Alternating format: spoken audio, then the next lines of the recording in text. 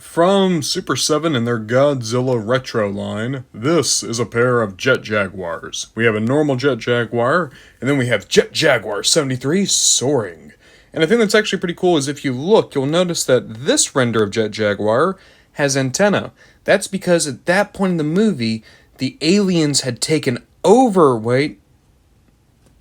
not the aliens, the Subtopians.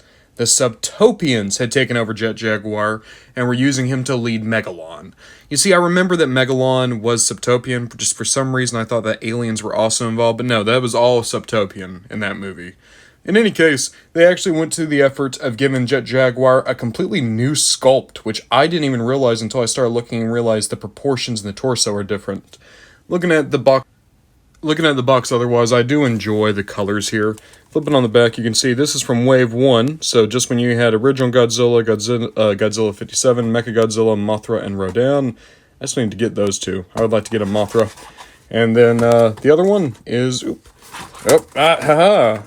This was from an exclusive, so you could get Wave 2 now.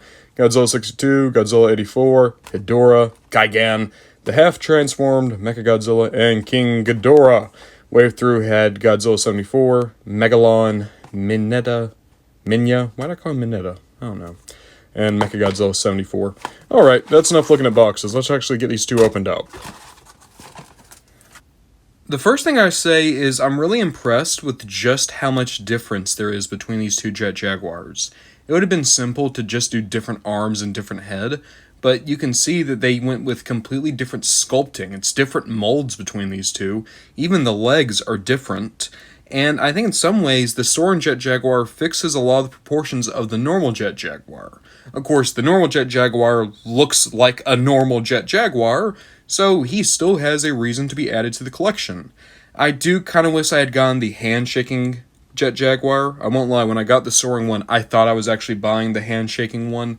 But that does mean you got 3 distinct Jet Jaguars from this one toy line, which is literally more Jet Jaguars than have appeared in the movies, where there are only 2 distinct Jet Jaguars. I've said Jet Jaguar too much in this video already.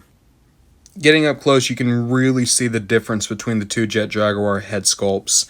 I do think that the original Wave 1 does have a more accurate head sculpt, but I do prefer the Soaring one, not just because of the antenna, but also I just think that they smoothed out a lot of the features, made him look a little bit more friendly. At the same time, original Jet Jaguar didn't look that friendly. He looked a little creepy.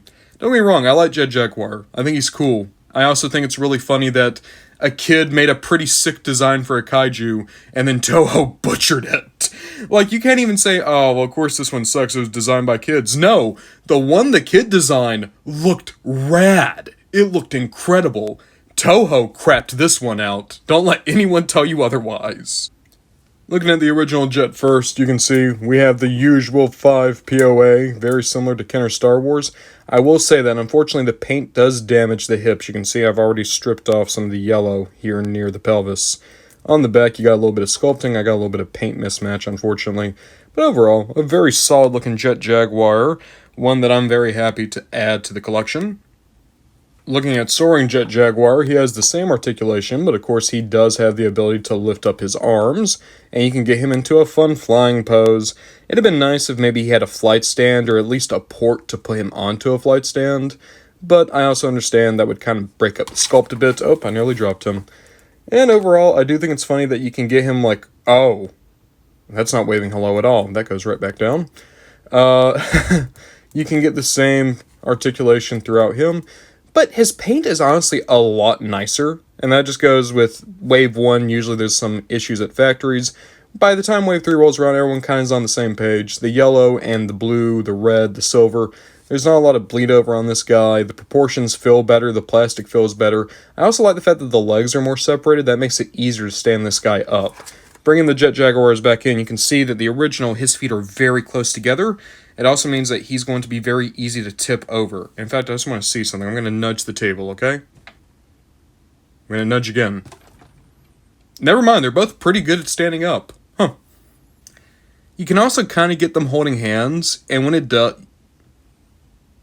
You can also kind of get them holding hands, and when you do, it reminds me of the episode of SpongeBob where he eats the exploding pie, and you just see him and Squidward holding hands, and Squidward looks uncomfortable the entire time. Soaring Jet Jaguar is definitely the SpongeBob in this duo. I don't know, I kind of like it. I think it's fun. It makes me really wish that I can get their third brother very soon, because I want a Jet Jaguar that can shake hands. What's the point of a Jet Jaguar if he cannot shake the hand?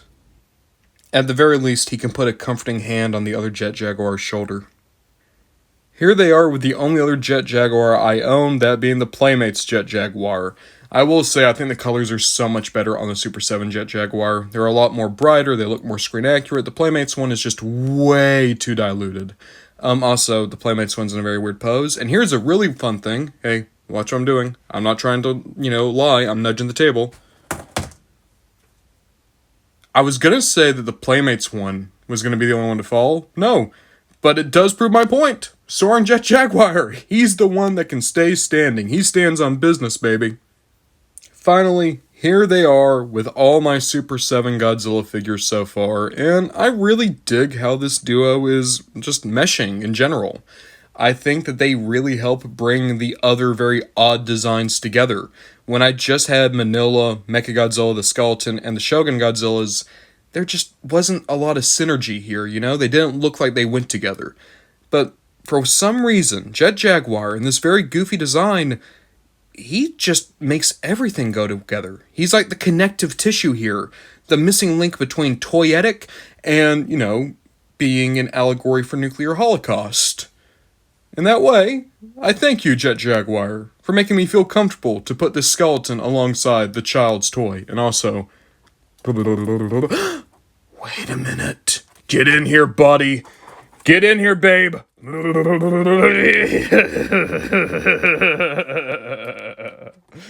Yay.